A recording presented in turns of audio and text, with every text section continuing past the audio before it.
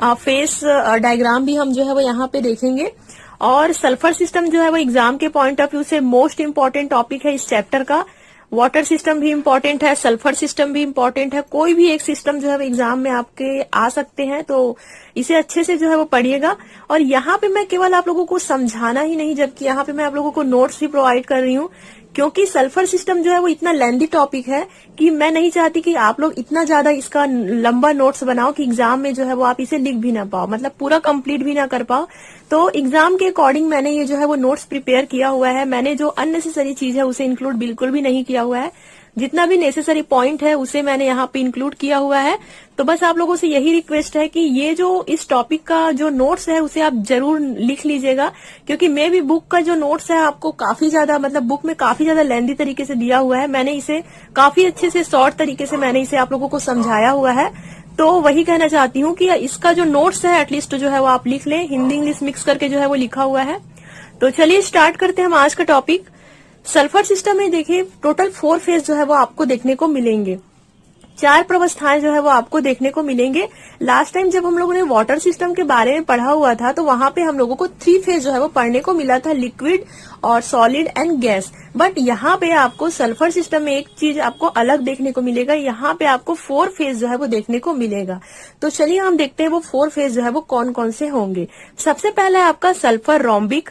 Sulphur rhombic को हम SR करके जो है वो लिखेंगे। आगे जो भी मैं आपको डायग्राम बताऊंगी वहां पे मैं सल्फर रोम्बिक को SR करके लिखूंगी, तो आपको समझ जाना है कि ये सल्फर रोम्बिक है।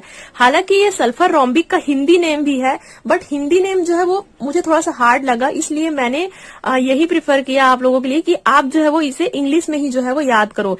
सल्फर रोम्बिक अगर आप जो है वो एग्जाम में लिख रहे हो तो या तो आप इंग्लिश लिख लेना या तो हिंदी लिख लेना। हिंदी इंग्लिश दोनों को लिखने के चक्कर में जो है वो आपका टाइम वेस्ट हो सकता है। तो जो जिसको आपको अगर इंग्लिश लिखना है तो आप जो है वो सल्फर रोम्बिक SR करके डायरेक्ट लिख लेना, और अगर जो हिंदी मीडियम की स्टूडेंट है वो सल्फर रोम्बिक करके जो है वो आप इसे लिख सकते हो। तो क्लियर हुआ आपको। तो सल्फर रोम्बिक जो है वो इसका पहला फेस है। सेकंड फेस आपका सल्फर मोनोक्लिनिक। सल्फर मोनोक्लिनिक को हम जो है वो SM करके जो है वो लिखेंगे। देन थर्ड नंबर में है आपका सल्फर लिक्विड। सल्फर द्रव जिसे हम कहते हैं, सल्फर लिक्विड को हम SL करके जो है वो लिखेंगे, जो कि लिक्विड अवस्था में होगा। और लास्ट में आपका चौथा फेस है सल्फर वाष्प। सल्फर वाष्प को, सल्फर वेपर को हम SV करके लिखेंगे, V से आपका वेपर हो जाएगा। तो ये जो है गाइस 4 फेस है इसका। तो जैसा कि हम देखते हैं किसी भी सिस्टम में मेनली 3 फेस आपको पढ़ने को मिलता है, एक तो गैसियस वाला, देन लिक्विड वाला एंड थर्ड है जो है वो सॉलिड वाला। लेकिन यहाँ पे आखिर जो 4 फेस है वो कौन कौन से हैं वो मैं आप लोगों को बताती हूँ। देखिए गैसियस रूप में तो आपको सल्फर वेपर जो है वो मिल जाएगा, लिक्विड रूप में आपको सल्फर लिक्विड मिल जाएगा। लेकिन यहाँ पे जो 2 एक्स्ट्रा है वो कौन से फेज में आते हैं, तो वो जो होते हैं आपके सॉलिड स्टेट में आते हैं। मतलब ये जो इनकी जो अवस्था होगी वो सॉलिड होगी। मतलब सल्फर रोम्बिक और सल्फर मोनोक्लिनिक दोनों जो है वो ठोस अवस्था में पाए जाते हैं।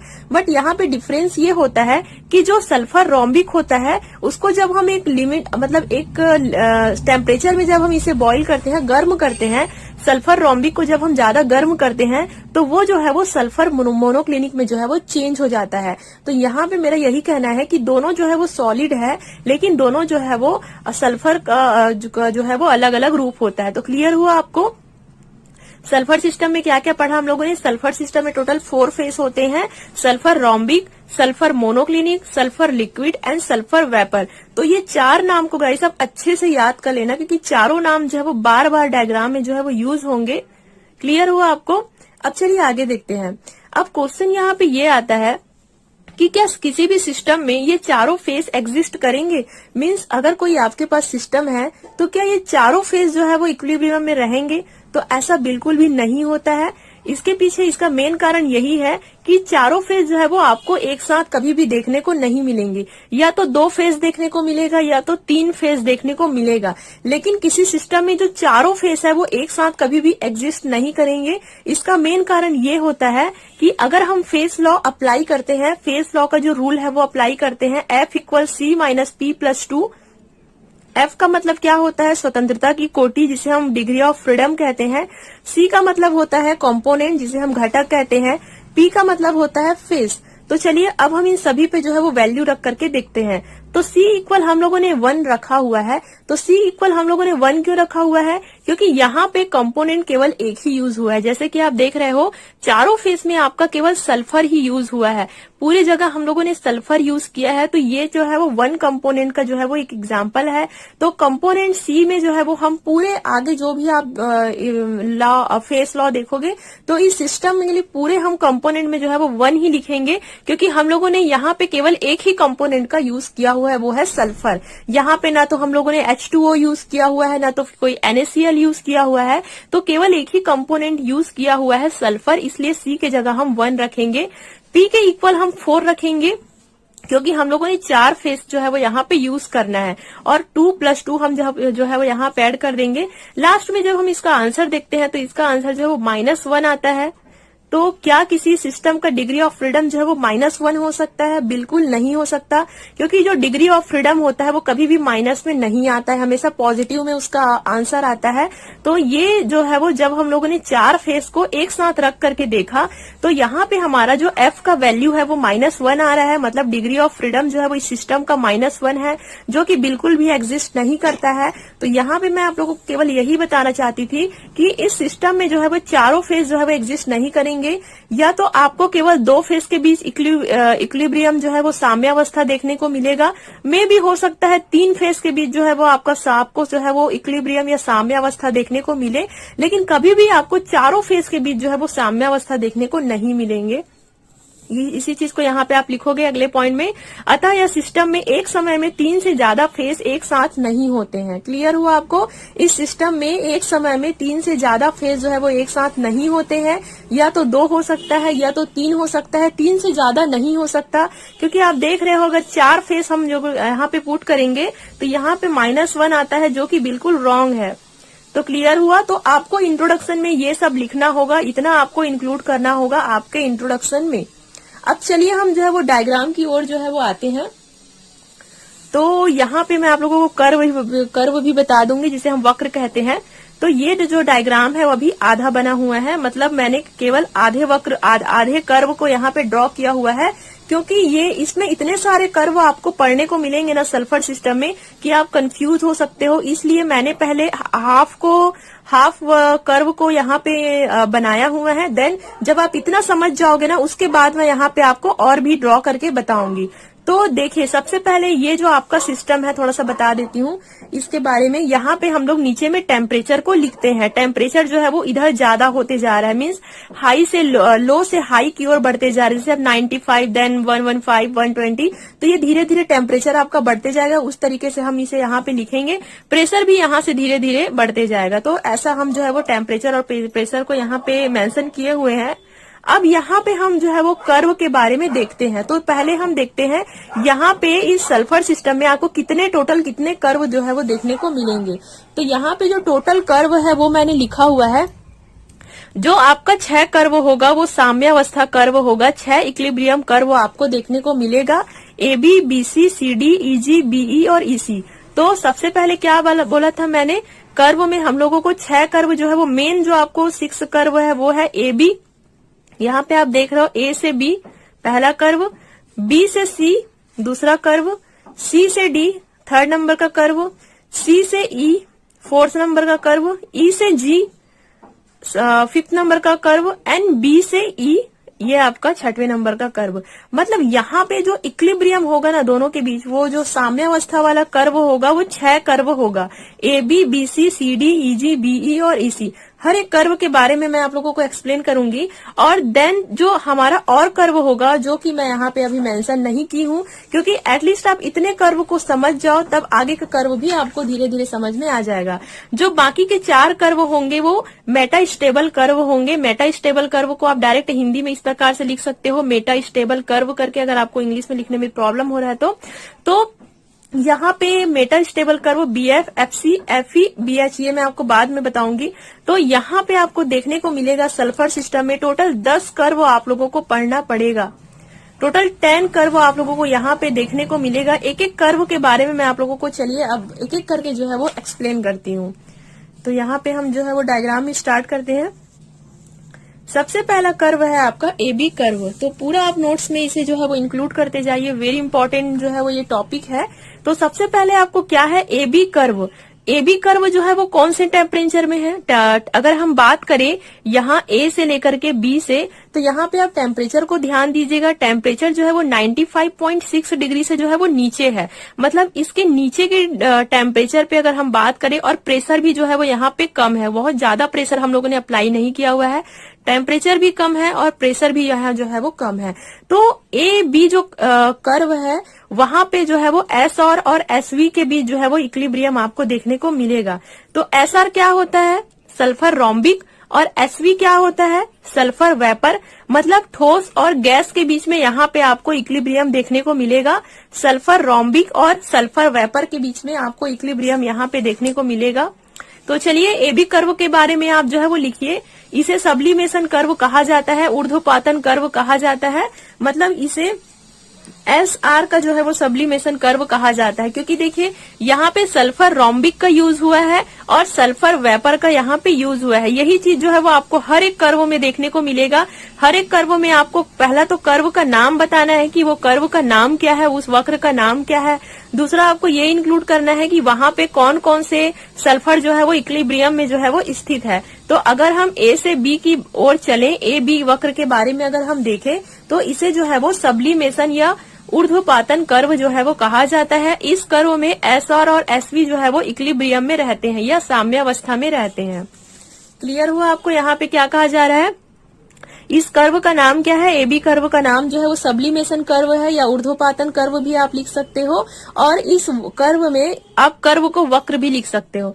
इस कर्व में जो है वो SR सल्फर रोम्बिक और सल्फर वेपर के बीच में जो है वो आपको इक्विलिब्रियम देखने को मिलेगा।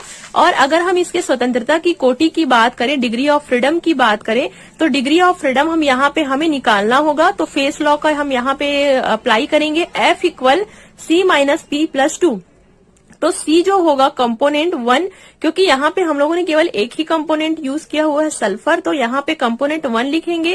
फेस यहाँ पे हम लोग 2 लिखेंगे, क्योंकि यहाँ पे दो फेस जो है वो इक्विलिब्रियम में है। आप देख रहे हो SR और SV दो फेस जो है वो यहाँ पे इक्विलिब्रियम में है। तो यहाँ पे हम P की जगह जो है वो 2 लिखेंगे और प्लस 2 तो आपको ऐड करना ही है, तो आंसर आपका 1 आएगा। तो अगर आप AB कर्व के लिए देखोगे तो इसका डिग्री ऑफ फ्रीडम जो है वो 1 होगा। तो अगर किसी भी सिस्टम का डिग्री ऑफ फ्रीडम 1 होता है तो उसे हम यूनिवेरिएंट सिस्टम कहते हैं। तो AB कर्व के बारे में आपको अच्छे से समझ में आ गया। AB कर्व को सब्लिमेशन कर्व कहा जाता है। इस कर्व में SR और SV सल्फर रोम्बिक और सल्फर वेपर के बीच में आपको इक्विलिब्रियम देखने को मिलेगा। इसकी जो डिग्री ऑफ फ्रीडम होगा वो जो है वो 1 होगा, जिसे हम यूनिवेरिएंट सिस्टम भी कहते हैं। तो इसे आप जरूर लिख ले। AB कर्व के बारे में इतना पॉइंट आपके लिए नीड है, इतना, इससे ज्यादा पॉइंट आप जो है वो मत लिखना, क्योंकि इससे ज्यादा समय आपके पास रहेगा भी नहीं एग्जाम में लिखने को। तो पहला कर्व आपको समझ में आया। अब चलिए हम दूसरा कर्व स्टार्ट करते हैं। दूसरा कर्व जो है वो आपका BC कर्व होगा। जैसे ही हम टेम्परेचर को जो है वो थोड़ा सा बढ़ा देंगे, मतलब आपके पास जो भी सिस्टम है अगर आप उसका टेम्परेचर बढ़ाते हो तो क्या होगा, ये जो आपका सल्फर रोम्बिक है वो सल्फर मोनोक्लिनिक में जो है वो चेंज होना स्टार्ट हो जाएगा। तो जैसा कि मैंने कहा था ना कि यहाँ पे हमें दो सॉलिड सल्फर जो है वो मिलेंगे, पहला तो सल्फर रोम्बिक एंड दूसरा सल्फर मोनोक्लिनिक, मतलब SR और SM। तो जब हम SR को थोड़ा सा ज्यादा टेम्परेचर में जो है वो इसे गर्म करते हैं, मतलब 95.6 डिग्री से जैसे ये ऊपर आता है, ये जो आपका सल्फर रोम्बिक है वो सल्फर मोनोक्लिनिक अवस्था में जो है वो चेंज होना स्टार्ट कर देते हैं। हालांकि दोनों सॉलिड है, दोनों जो है वो ठोस अवस्था है, बट यहाँ पे जैसे हम लोगों ने टेम्परेचर को थोड़ा सा इंक्रीज किया, ये जो आपका सल्फर रोम्बिक है वो सल्फर मोनोक्लिनिक में जो है वो चेंज होना स्टार्ट हो गया। अब देखिए क्या होगा। पॉइंट B, यहाँ पे हम जो है वो BC कर्व के बारे में देख रहे हैं, जैसा कि आप समझ रहे हो। ये जो है हम लोग BC कर्व के बारे में जो है वो देख रहे हैं। तो BC कर्व के बारे में जो है वो आप लिखिए, पॉइंट B संक्रमण बिंदु है या ट्रांजिशन पॉइंट है। इस टेम्परेचर में SR मतलब रोम्बिक और SM में परिवर्तित हो जाता है, मतलब जो सल्फर रोम्बिक है वो सल्फर मोनोक्लिनिक में परिवर्तित हो जाता है, क्योंकि ये जो आपका पॉइंट B है ना वो जो है वो ट्रांजिशन पॉइंट कहलाता है, या जिसे हम संक्रमण बिंदु कहते हैं। संक्रमण बिंदु से जैसे आगे आता है ये सल्फर रोम्बिक, वो जो है वो सल्फर मोनोक्लिनिक में चेंज हो जाता है और आपको बीसी कर्व में सल्फर मोनोक्लिनिक और सल्फर वेपर के बीच जो है वो आपको इक्विलिब्रियम जो है वो देखने को मिलेगा। बिकॉज जैसे जैसे हम जो है वो इस सल्फर को गर्म करते जाते हैं वो वेपर में जो है वो चेंज होते जाता है, मतलब वाष्प में जो है वो परिवर्तित होते जाता है। तो सल्फर मोनोक्लिनिक और सल्फर वेपर के बीच आपको यहाँ पे इक्विलिब्रियम देखने को मिलेगा। कौन से कर्व में? बीसी कर्व में। यह कर्व एसएम का सब्लिमेशन कर्व कहलाता है। तो देखिए ध्यान दीजिएगा, ये कर्व भी आपका सब्लिमेशन कर्व है, कंफ्यूज ना हो। एबी कर्व भी आपका सब्लिमेशन कर्व कहलाता है और बीसी कर्व भी आपका सब्लिमेशन कर्व कहलाता है। लेकिन दोनों में फर्क क्या है गाइज? यहाँ पे देखिए, जो एबी कर्व होगा ना वो जो है वो एस आर का जो है वो सब्लिमेशन कर्व होगा, मतलब सल्फर रोम्बिक का सब्लिमेशन कर्व होगा। लेकिन ये जो आपका बीसी कर्व जो आपको देखने को मिलेगा ना वो सल्फर मोनोक्लिनिक का ट्रांजिशन सब्लिमेशन कर्व जो है वो कहलाएगा। क्लियर हुआ? दोनों सब्लिमेशन कर्व है, लेकिन एक सब्लिमेशन कर्व जो है वो सल्फर रोम्बिक का है और ये वाला सब्लिमेशन कर्व जो है वो सल्फर मोनोक्लिनिक का है। क्लियर हुआ आपको? तो ये सब पॉइंट जो है वो आप लिख लीजिए इसका, बीसी कर्व का आप स्क्रीनशॉट जो है वो ले सकते हैं। पहला पॉइंट आपको लिखना है, पॉइंट बी पर ट्रांजिशन संक्रमण बिंदु ट्रांजिशन पॉइंट है। इस टेम्परेचर में रोम्बिक जो है वो मोनोक्लिनिक में परिवर्तित हो जाता है। यह कर्व एसएम का सब्लिमेशन कर्व होता है, मतलब सल्फर मोनोक्लिनिक का सब्लिमेशन कर्व होता है। इस कर्व में मोनोक्लिनिक और वेपर साम्यावस्था में रहते हैं, मतलब सल्फर मोनोक्लिनिक और सल्फर वेपर जो है वो इक्विलिब्रियम में रहते हैं। द डिग्री ऑफ फ्रीडम जो है वो इसका 1 होगा। तो जैसा कि सेम फॉर्मूला आपको यहाँ पे अप्लाई करना है। फेज जो है वो आपका 2 है, कंपोनेंट 1 है, 2 है, आंसर जो है वो डिग्री ऑफ फ्रीडम का 1 आएगा। तो यहाँ ये वाले आपके फेज में भी डिग्री ऑफ फ्रीडम जो है वो 1 आएगा। तो क्लियर हुआ आपका ये बीसी कर्व, बीसी वक्र भी लिख सकते हो आप।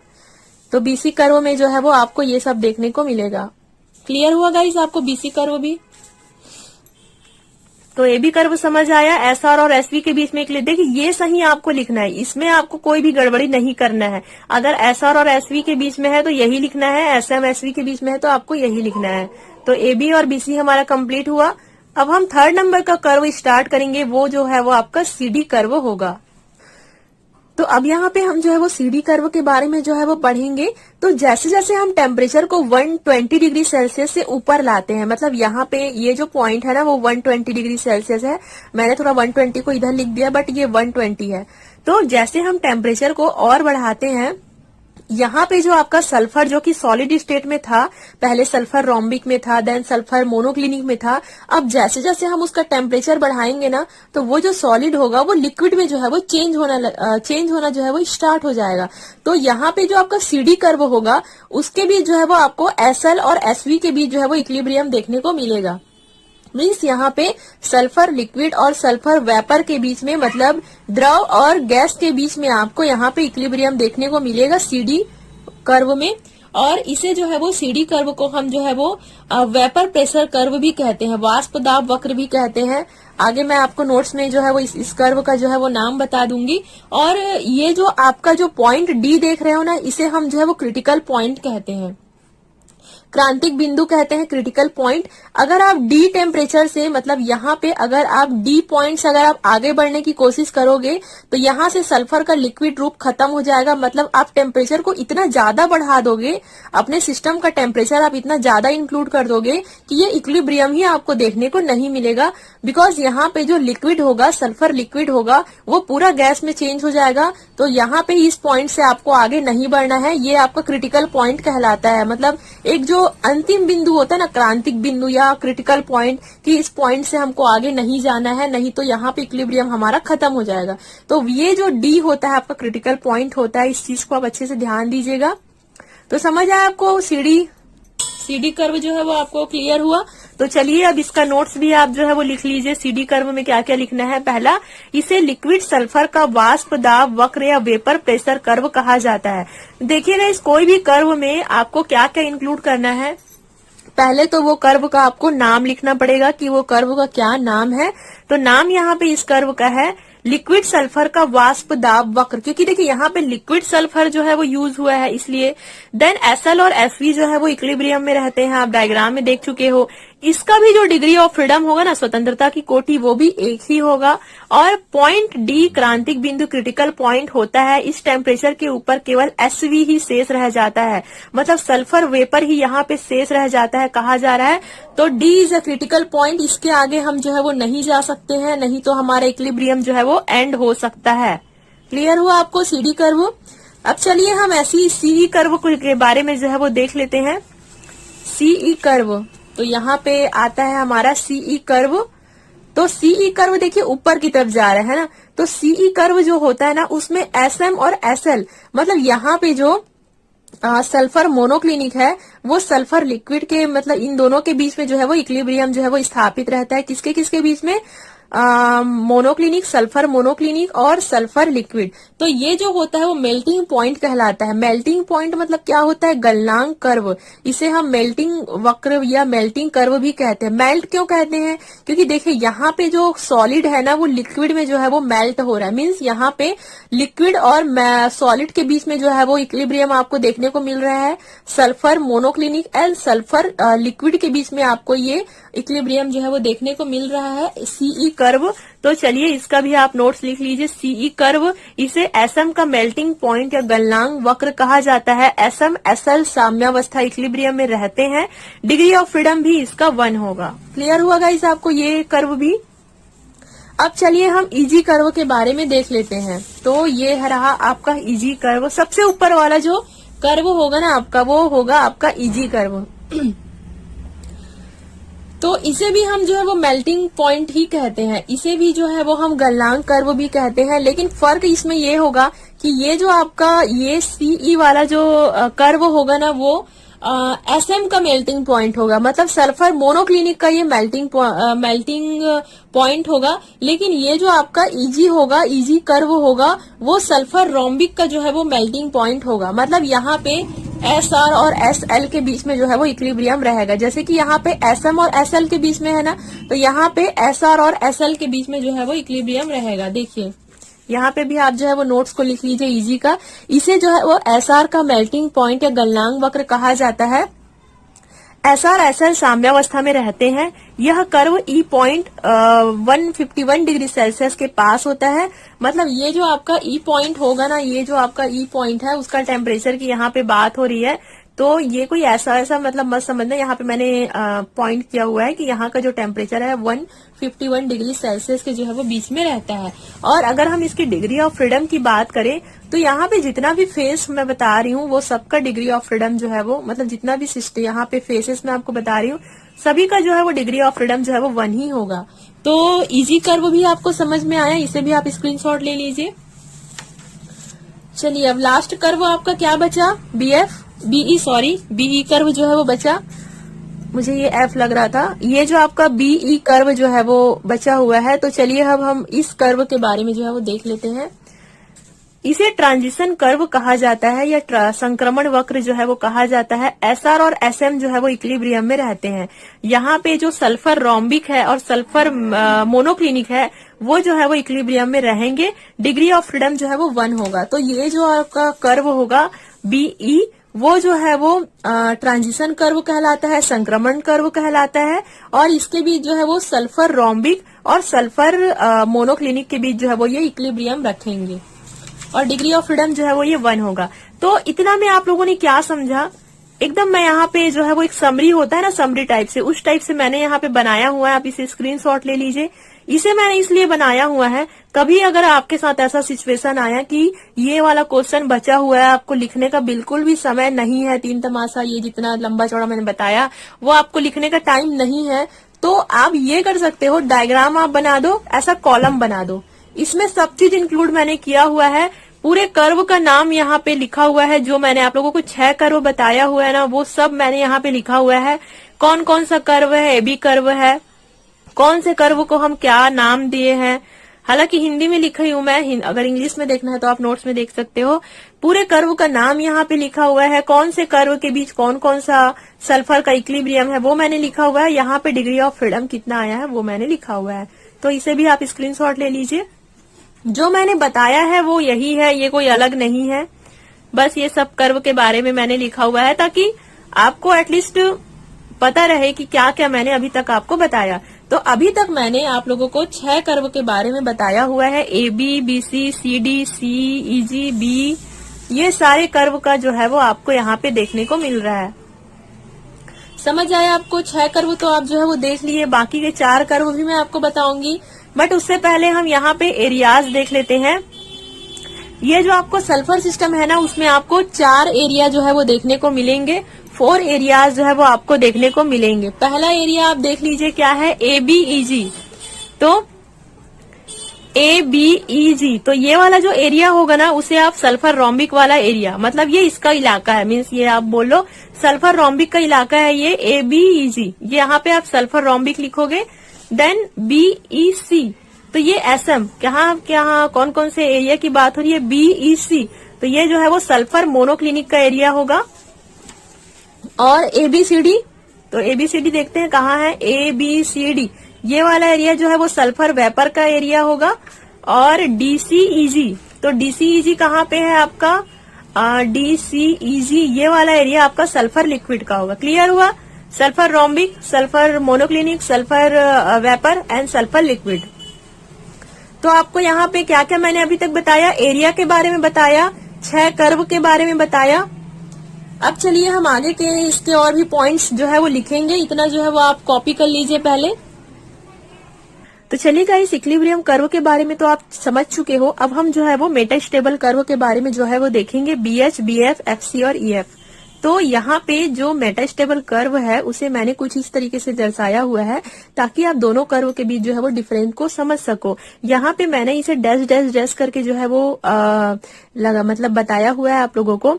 तो सबसे पहले यहाँ पे पहला कर्व है आपका मेटास्टेबल कर्व जो है वो BH, देन BF, FC और EF। तो इसे मेटास्टेबल कर्व क्यों कहा जाता है, क्योंकि ये सारे जो है वो स्टेबल नहीं होते हैं। तो चलिए मैं आपको एक एक करके बताऊंगी।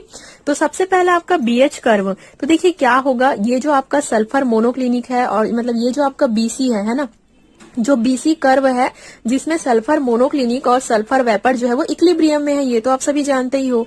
तो अगर हम इस कर्व को सडनली इस तरफ जो है वो आगे की ओर खींचे, मतलब यहाँ पे अगर हम सल्फर मोनोक्लिनिक को अचानक से जो है वो ठंडा कर दे, क्योंकि देखिए इधर टेम्परेचर बढ़ते जा रहा है लेकिन इस तरफ क्या है, टेम्परेचर जो है वो कम है, इधर जो है वो कूलिंग सिस्टम है, आप जो है वो ऐसा कह सकते हो। मीन्स यहाँ पे अगर हम सल्फर मोनोक्लिनिक को सडनली जो है वो एब्रप्ट जो है वो अगर हम इसे कूलिंग कर दे, मतलब इसे जो है वो एकदम इसका टेम्परेचर अचानक से गिरा दे, तो यहाँ पे आपका एक जो है वो मेटास्टेबल कर्व बनता है, वो कहलाता है आपका BH। और जैसे ही अगर हम थोड़ा सा इसको भी हिलाए डुलाए ना, इस सिस्टम में अगर थोड़ा सा भी इसे हिलाए डुलाए, तो ये जो आपका BH कर्व है वो AB कर्व जो है वो बन जाता है। मतलब ये एक प्रकार का एक ऐसा कर्व जिसे आप बोल सकते हो जो अनस्टेबल है, मीन्स ये स्टेबल कर्व जो है वो नहीं है, ये मेटास्टेबल कर्व जो है वो इसे आप कहोगे। तो अगर हम BH की ओर ध्यान दें तो आप जो है वो इन 4 मेटास्टेबल कर्व को कुछ इस तरीके से लिखोगे, क्योंकि इसमें आपको ज्यादा डिटेल में नहीं लिखना है, बस आपको इसमें ये बताना है कि BH में जो है वो किसके किसके बीच जो है वो इक्विलिब्रियम रहेगा। तो BH वाला जो कर्व होगा ना, उसमें SM और SV के बीच इक्विलिब्रियम कर्व रहेगा, मतलब सेम जैसे कि ये SM और SV इस BC के बीच में जो है वो आप इक्विलिब्रियम देख रहे हो ना, SM और SV, सेम आपको जो है वो BH में भी यही इक्विलिब्रियम जो है वो लिखना है। कायदे से तो ये वाला पूरा एरिया जो है वो सल्फर रोम्बिक का है, तो आपको यहाँ पे SR और SV लिखना चाहिए था। रोम्बिक जो है वो, क्योंकि इधर जो भी आता है वो रोम्बिक वाला होता है, बट यहाँ पे हम जो है वो रोम्बिक नहीं लिखेंगे। अगेन इसको हम सल्फर मोनोक्लिनिक और सल्फर वेपर करके लिखेंगे, क्योंकि यहाँ पे हम लोगों ने सडनली टेम्परेचर को नीचे गिराया हुआ है, इसलिए हमें फिर से यहाँ पे जो सल्फर मोनोक्लिनिक है वही हमें प्राप्त हुआ है। लेकिन अगर हम इसे थोड़ा सा भी हिलाते डुलाते हैं तो ये ऑटोमेटिक ये सल्फर रोम्बिक में जो है वो चेंज हो जाएगा। क्लियर हुआ? और अगर हम इस फेस की जो है वो डिग्री ऑफ फ्रीडम की बात करें, इस कर्व की अगर हम डिग्री ऑफ फ्रीडम की बात करें तो 1 ही होगा। 1 क्यों होगा आपको पता है नहीं, वही face law F = C - P+2, उसी में आप जो है वो रखोगे तो आंसर 1 आएगा। देन BF कर्व के बारे में जो है वो हम देख लेते हैं। BF कर्व, ये जो आप देख रहे हो BF कर्व, तो इसमें क्या होगा, ये जो आपका AB कर्व है जब हम उसे आगे की ओर बढ़ाते हैं, मींस यहाँ पे आप देख रहे हो AB कर्व में SR और SV के बीच जो है वो इक्विलिब्रियम है। सडनली अगर हम टेम्परेचर को एकदम से अचानक से बढ़ा दें, अगर हम धीरे धीरे टेम्परेचर को बढ़ाएंगे तब तो हमें मोनोक्लिनिक प्राप्त होगा, सल्फर मोनोक्लिनिक हमें मिलेगा। बट अगर क्या होगा, अगर हम एकदम सडनली टेम्परेचर को ऊपर की तरफ कर देते हैं, एकदम से अचानक से टेम्परेचर को जो है वो बढ़ाते हैं, तो आपको ये वाला मेटास्टेबल कर्व मिलेगा जो BF कहलाएगा। क्लियर हुआ मैं क्या कह रही हूँ? BF वाला कर्व जो है वो आपको मिलेगा। अगेन आपको यहाँ पे सल्फर रोम्बिक मिलेगा, अगेन आपको यहाँ पे सल्फर रोम्बिक और सल्फर वेपर के बीच जो है वो इक्विलिब्रियम देखने को मिलेगा। कायदे से तो ये जो एरिया है वो सल्फर मोनोक्लिनिक का है। ये जो सल्फर है वो जब इस एरिया में आता है तो वो मोनोक्लिनिक बन जाना चाहिए, बट ऐसा नहीं होता है क्योंकि हम लोगों ने इसका टेम्परेचर को सडनली इंक्रीज किया हुआ है। इस वजह से ये जो आपका इक्विलिब्रियम है ना BF का, वो SR और SV के बीच में ही रहेगा। तो ये सब चीज जो है वो आप लिख सकते हो, और इसका जो डिग्री ऑफ फ्रीडम है वो 1 ही रहेगा। अब चलिए एक और हम कर्व यहाँ पे देखते हैं, वो है CF कर्व। अब देखिए क्या होगा, ये जो आप CD कर्व देख रहे हो ना, उसको हम सडनली नीचे की ओर लाएंगे।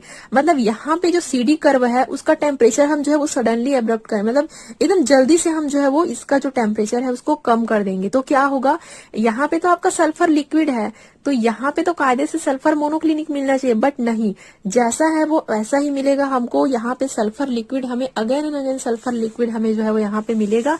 तो CF कर्व में जो है वो आप SV इक्विलिब्रियम SL या फिर SL इक्विलिब्रियम SV करके जो है वो लिख सकते हो, और यहाँ पे अगेन इसका डिग्री ऑफ फ्रीडम जो है वो 1 आएगा। अब एक और कर्व जो है वो आप देख रहे हो वो है EF curve. Okay, EF curve जो है वो आप देख रहे हो। फिर से हम क्या करेंगे, ये जो EG कर्व है ना, उसका टेम्परेचर और प्रेशर को फिर से हम अचानक से नीचे गिराएंगे।